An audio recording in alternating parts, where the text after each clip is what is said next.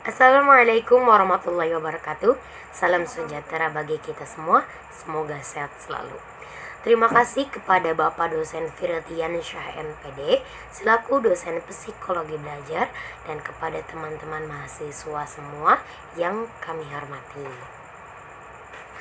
Tak lupa kita panjatkan puji serta syukur kehadirat Allah Subhanahu wa Ta'ala yang atas limpahan nikmat dan rahmatnya kita masih diberikan sehat walafiat sampai detik ini. Izinkan saya sebagai moderator untuk membuka presentasi pada hari ini, yaitu dengan topik teori pembiasaan asosiasi dekat oleh Guthrie. Untuk mempersingkat waktu, langsung saja kita masuk pada materi pertama, yaitu dengan saya sendiri. Baik, materi pertama yaitu mengenai sejarah teori pembiasaan asosiasi dekat. Teori ini dikembangkan oleh seorang tokoh yang bernama Guthrie. Menurut aliran behavioristik, belajar pada hakikatnya adalah pembentukan asosiasi antara kesan yang ditangkap oleh panca indera dengan kecenderungan untuk bertindak, atau hubungan antara stimulus dan respons.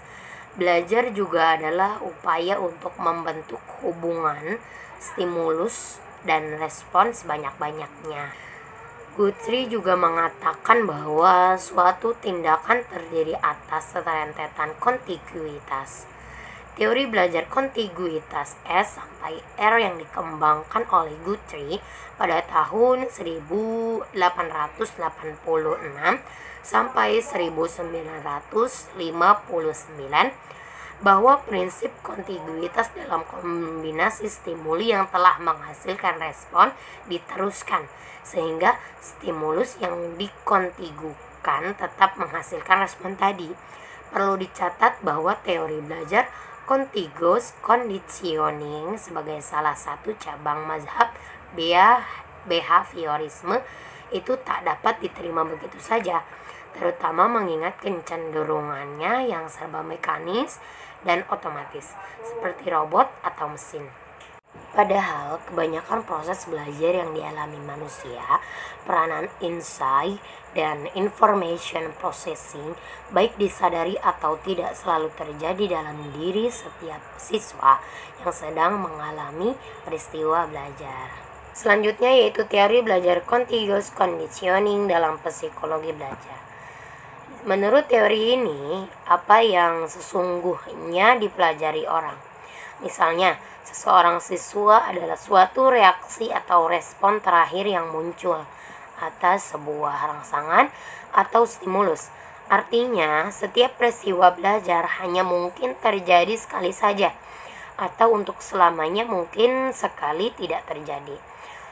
Atau sama halnya dalam pandangan teori tersebut, yaitu menurut Edwin R. Guthrie pada tahun 1886 sampai 1959.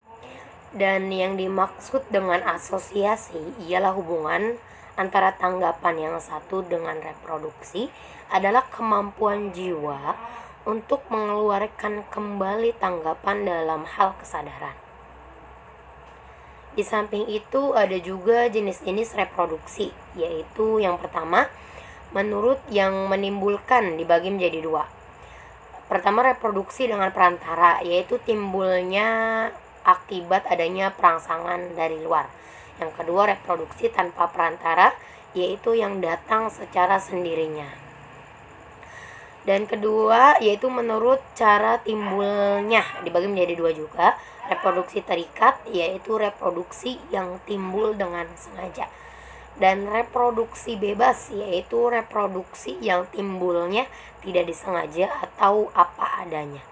Dan menurut Berbart dan Aristoteles dalam aliran ilmu jiwa daya, hukum asosiasi itu berlaku kepada hukum asosiasi mekanis dan logis.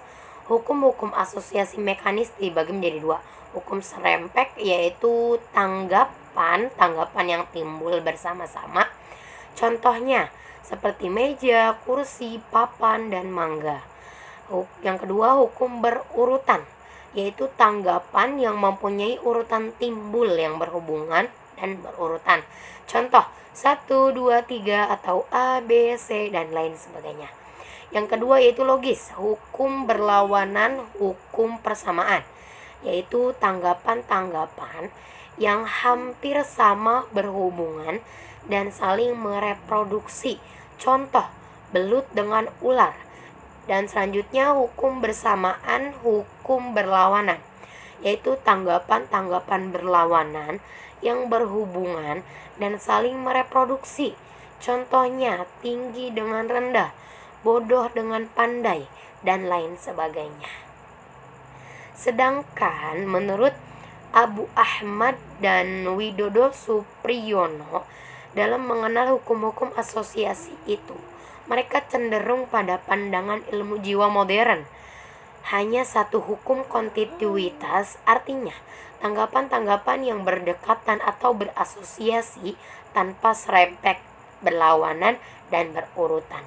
Kemudian, hal-hal yang mempengaruhi asosiasi itu sendiri antara lain keadaan jasmani seseorang, tipe-tipe seseorang, dan keperluan bereaksi terhadap perangsang. Selanjutnya yaitu oleh Nurul Mukaromah. C. Pandangan Guthrie tentang motivasi lupa, hukuman niat, dan transfer training. Menurut teori contiguous conditioning, belajar itu adalah suatu proses perubahan yang terjadi karena adanya syarat-syarat yang kemudian menimbul reaksi.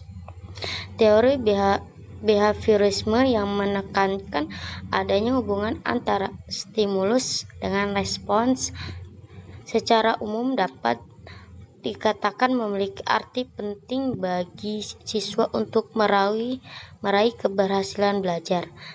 Caranya, guru banyak memberi stimulus dalam proses pembelajaran dan dengan cara ini siswa akan merespon secara aktif, apalagi jika diikuti dengan adanya reward berfungsi sebagai recommendation, penguat terhadap respon yang telah ditunjukkan. Pandangan Guthrie tentang motivasi lupa, hukuman niat, dan training sebagai berikut. 1. Lupa. Menurut Guthrie, lupa disebabkan oleh munculnya respons alternatif dalam satu pola stimulus. 2. Hukuman. Guthrie mengatakan efektivitas punishment ditentukan oleh apa penyebab tindakan yang dilakukan oleh organisme yang dihukum itu. 3. Motivasi. Motivasi fisiologis merupakan apa yang oleh Guthrie dikatakan mentraining stimuli yang menjaga organisme tetap aktif sampai tujuan tercapai. 4. Niat. Respon yang dikondisikan ke mentraining stimuli dinamakan intuition. 5. Transfer training. Guthrie dalam hal ini kurang terlalu berharap karena ada dasarnya seseorang akan menunjukkan respons yang sesuai dengan stimuli jika ada kondisi yang sama.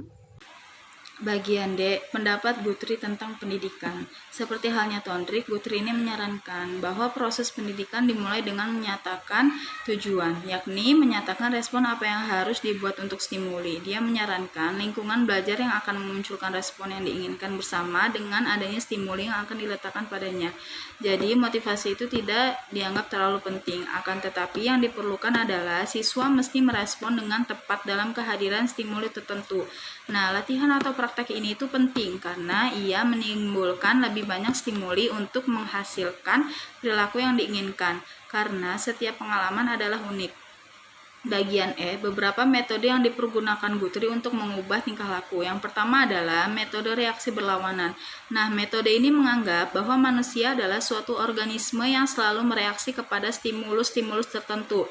Nah, jika suatu reaksi terhadap stimulus tertentu sudah menjadi kebiasaan, maka cara mengubahnya adalah dengan cara menghubungkan stimulus reaksi yang berlawanan dengan reaksi yang akan dihilangkan.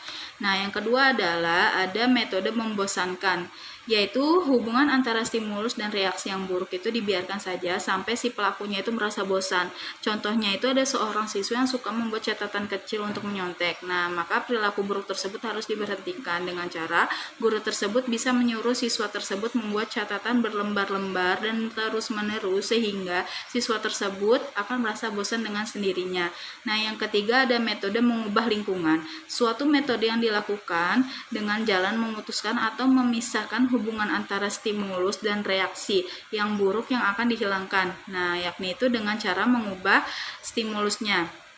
Contohnya ini kita akan mengubah tingkah laku dan kebiasaan-kebiasaan buruknya yang dilakukan seorang anak sekolahnya dengan cara memindahkan anak itu ke sekolah lain, atau dengan cara misalkan seorang siswa yang suka ramai di belakang kelas. Nah, untuk menghentikan kebiasaan buruk tersebut adalah guru dapat memindahkan tempat duduk siswa tersebut ke baris depan.